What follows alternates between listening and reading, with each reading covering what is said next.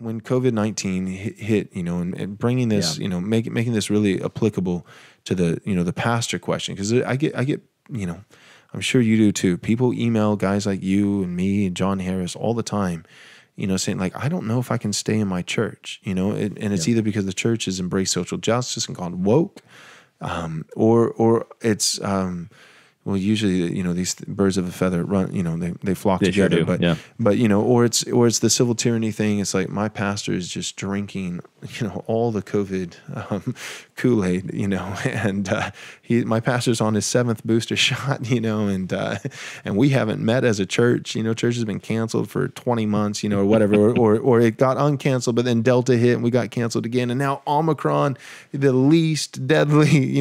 There's a cold going around, but it has a Greek name, and so church is canceled again, and what I'm saying is that like that pastor who's leading his church, I think a lot of pastors just didn't think through these things, so they said church is canceled, and they don't think through the implications. Like what they're doing is they're using the ecclesiastical authority that God gave them to be keepers of the Lord's table and to administer the sacrament of the Lord's Supper, his body and his blood to his people, to nourish them.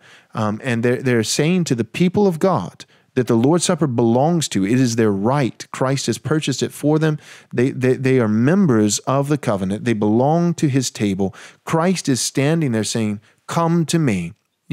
All who are weary, all who are heavy laden, come to me, feast on my body, drink my blood. And the pastors are standing in between them. They don't think of it like this, but by canceling their church service, the pastors, who should be the ones who, not bouncers, right? Sometimes we can over-fence the table, but pastors they're also greeters, welcoming the people of God to the Lord's table. And instead of that, they're saying, no, you blood-bought Christian, who the supper was purchased for, and it belongs to you. It's your right. You may not have it for a month, now for 2 months, now for 3 months, now for 4 months, now for 5 months. Okay, now you can have it again. Just kidding.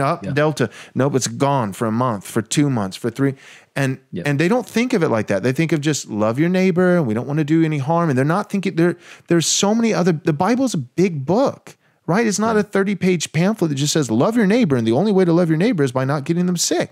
And these are and I would be more sympathetic if these pastors weren't the guys who brag about being intellectuals and being theologically astute. So by their own admission, just like Jesus with the Pharisees, but because you claim to see, right, by their own admission, they know the theological implications. So they're doing one thing to protect their neighbor. But that one thing is doing all these other things, and not just to their neighbor, but in this case, we're talking about what they're doing to their brother, to their sister, to the people of God. And so I look at that as like, for a pastor to cancel the church service, I don't know. Can you think of any, like, does a pastor have that authority? Maybe just ask it like that. Does a pastor have the authority to close the church doors? Good question. So when the COVID thing started, I got this wrong, in my opinion, because I said, they would have the authority to do that, and they simply do not. I've changed my view on that. And I got set straight pretty early on that one, maybe a few months or maybe a month into it, a few weeks into it.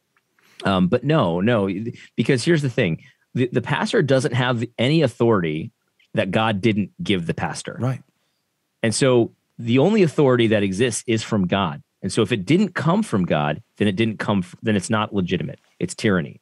And so it's not the road to tyranny. It is straight up tyranny. So if you're right, Joel, and I agree that you are, that Christians have the right to that table, and God, and it comes from God. It doesn't come from a man, that right. Well, I guess the God man. But anyway, it doesn't come from a regular man. Right. If they have that, then they have it. And nobody can take it away from them. That's right. So they either have it or they don't have it. And you got to make that decision. And so some of these guys are theologically astute enough to know that people have that right. Mm-hmm. And so they're the ones that really need to really take a good look in the mirror, a good hard look at what has happened. How did we get duped like this for so long? Mm-hmm. So that it never happens again, because it's absolutely insane what's gone on. Nobody has that right. Right. So me and you would both, just to be abundantly clear, A.D. Robles and Joel Webber would both say that a pastor closing the church doors, effectively what that does is it It bars the people of God from Christ, from Christ in the supper, from Christ in the preaching, from Christ in the singing of hymns and psalms and spiritual songs, from Christ. Joel, I don't want to interrupt you, but I just have to get this out because I don't know if you saw this, but I saw this. Pastors trying to spiritualize this, where it was like, God has judged us, and we need to look at this time where we can't have the elements as a sign of God's displeasure with us, and we need to lament it every day. And it's like, no. Right. That's not what's happened. You've just decided that this is happening. Right. You've decided. God hasn't told us that because, yeah, it's dangerous. But guess what? You know, the apostles did a lot of dangerous things to worship Christ on Sunday in the book of Acts. Right. Mm-hmm. The early church did a lot of dangerous things in order to worship God on Sunday. You know, the way he was commanded, that made me so sick to my stomach when I heard people saying, "Oh, it's lament. It's just a season that God has told us we cannot partake." Right. And he did not say any such thing. Right. Yeah, no, you're absolutely right. We just, you know what happens when we assume, you know, but we just assume. One verse that one text that's always struck me as just profound is, you know, when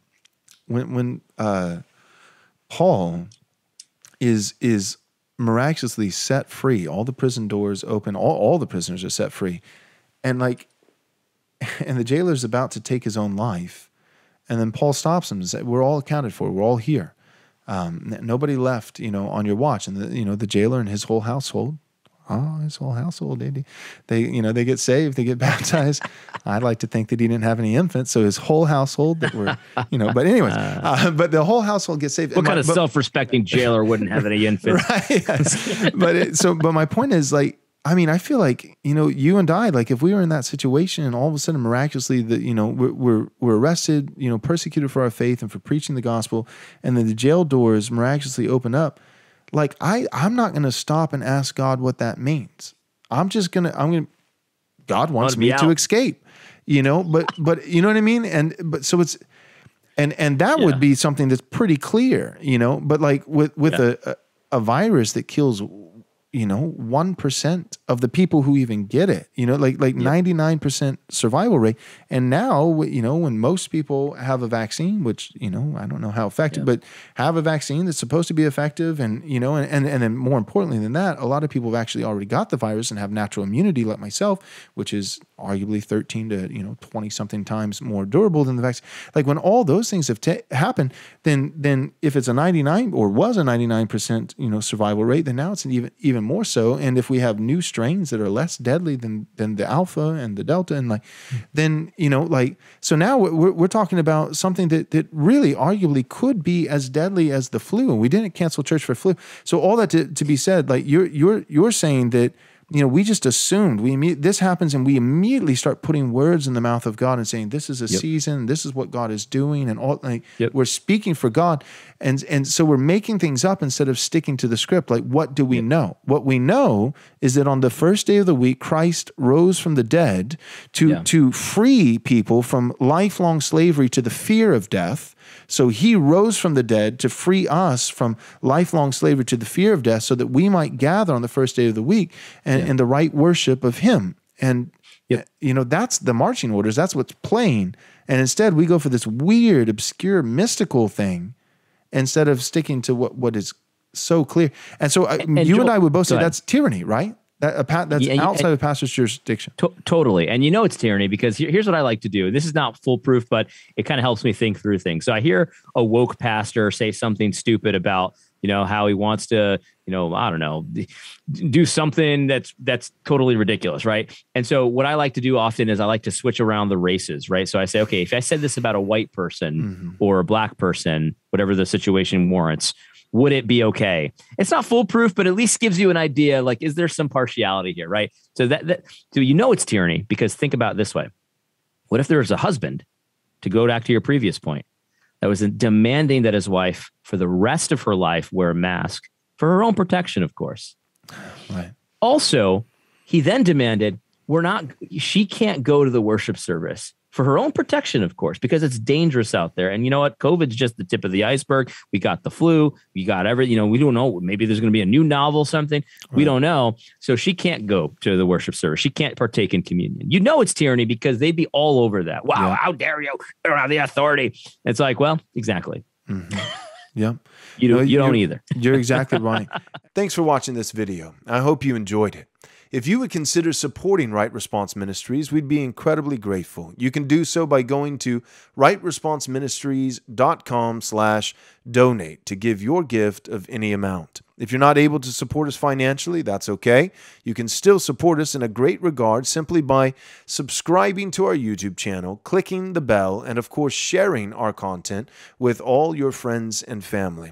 We can't do this without you, your support, and your prayers. So thank you.